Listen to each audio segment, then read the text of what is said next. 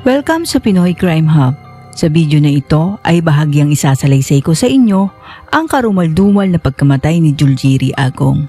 Ito ang kwento ni Juljiri, isang Pinoy OFW sa Saudi Arabia na biglang naglaho at natagpo ang wala ng buhay sa disyerto. Kamakailan lamang ay lumaganap sa social media ang mga post tungkol sa isa nating kababayan na OFW sa Riyadh, Kingdom of Saudi Arabia na ilang araw nang nawawala. Siya ay si Juljiri Asamuddin Agong na kilala rin bilang George Agong. Siya ay pinanganak sa Holo-Sulu sa Mindanao noong January 15, 1995. At ayon sa kanyang Facebook profile, taong 2014 ay nagtapos siya ng high school sa Holo National High School at nagtapos siya sa kursong Bachelor of Science in Computer Science sa Mindanao State University sa Sulu.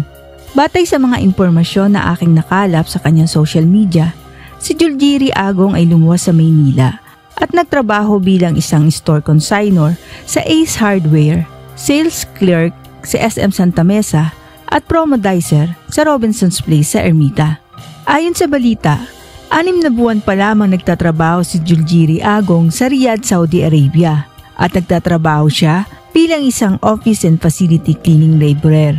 Makikita din sa kanyang social media post na isa siyang digital creator sa Facebook at gumagawa siya ng mga FB Reels tungkol sa pangkaraniwang araw at buhay bilang isang OFW sa Riyadh, Saudi Arabia. Ayon pa din sa mga kumakalat na post sa social media, huli siyang nakita noong June 11, 2025 at ang huli niyang post sa Facebook ay noong June 6, 2025. Pagkalipas ng 5 araw na panawagan ng mga kapamilya at kaibigan ni Juljiri Agong para mahanap siya, ay natagpuan siya noong June 16, 2025 na walang buhay sa disyerto. Noong wala pang official statement tungkol sa pagkamatay ni Juljiri Agong, pinaghihinalaan na siya ay hinold up, binugbog at sinagasaan hanggang mawalan ng buhay saka itinapon sa disyerto.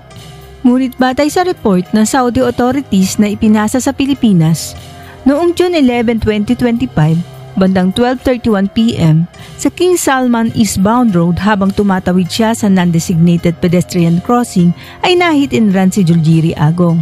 Ayon pa sa report, napag-alaman kung anong sasakyan at ang plate number nito at kung sino ang driver ng sasakyan na nakahit and run. Sisikapin din daw ng OWA na makakuha ng CCTV footage copy ng insidente at mayroon din daw silang abogado sa Riyadh na tutulong sa kaso. Ayon naman sa panayam sa Undersecretary ng DFA na si Eduardo De Vega, ang Saudi Police daw ay nag-iimbestiga na sa kaso kung mayroong posibilidad ng foul play. Ayon sa pahayag ng pinsan ni Juljiri Agong sa news reporter through phone call, humihingi sila ng hustisya sa pagkamatay ni Juljiri. Hindi raw ito pwede maging kwento na lang na walang hustisya dahil marami pa tayong kababayan doon. Pag hindi daw ito inaksyonan, siguradong may susunod pa. Sa ngayon, ang desisyon daw ng pamilya ay doon na ilibing sa Riyadh si Juljiri, alinsunod sa tradisyon ng mga Muslim. Sa kabilang banda, nangako naman ang pamahalaan ng tulong kabilang na ang financial assistance mula sa OWA at DMW. Ang kalunos-lunos na sinapit ni Juljiri Agong ay isang pangyayaring gumimbal sa ating mga kababayan na OFW sa Saudi at maging dito sa atin sa Pilipinas. Kaya ang aking paalala sa ating mga kababayan sa abroad, maging maingat sa pakikisalamuha sa ibang tao, lalo na kayo ay nasa dayuhang bansa. Ang pangyayari kay Juljiri Agong ay paalaala na ang pinakamamahal natin ay maaaring mawala sa isang iglap. Ngunit hindi mawawala ang kanilang alaala at laban para sa hustisya.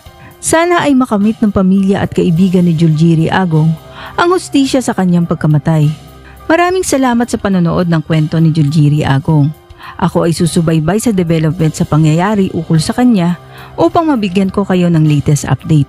Kung nagustuhan nyo ang video na ito, huwag kalimutang i-like, mag-subscribe at i-click ang notification bell. Hanggang sa muli, ingat po tayong lahat.